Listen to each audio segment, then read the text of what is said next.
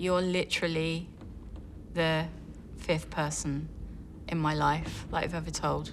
How do people react when you tell them about it? I've had 2 people laugh in my face, so no way. And then other people don't believe me, but find it entertaining. So that's why I stopped telling people, because I don't want people to think I'm a liar or a nut job or that I've made something up. So I just stopped telling people. Yeah.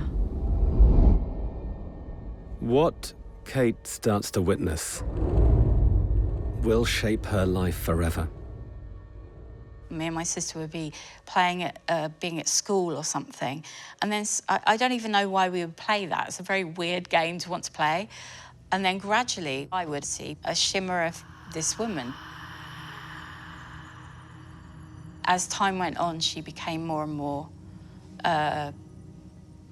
defined. I could see the detail of her dress and her face and her hair. Are you actually seeing her? Yeah. Just like you now. She's 3D, she's not translucent, she's a person. Can you remember her face? Yeah. Yeah, I can. She had quite a severe face, not a very kind face, pale complexion. She had a darkness around the eyes. For Kate, these frightening encounters soon become the new normal.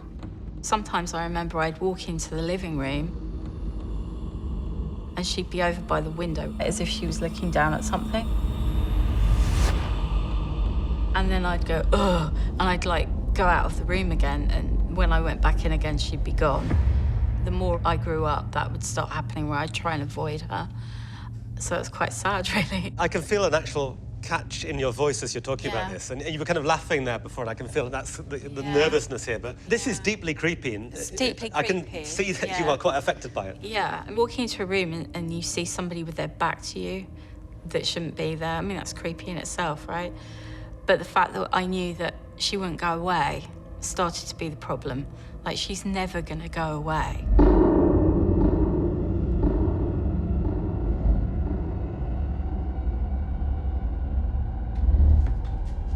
It is so strange. I've just stepped out to give Kate a moment. I think you can see the impact that this is having on her reliving it. And the weirdest thing of all is that she feels like she knows the woman's name.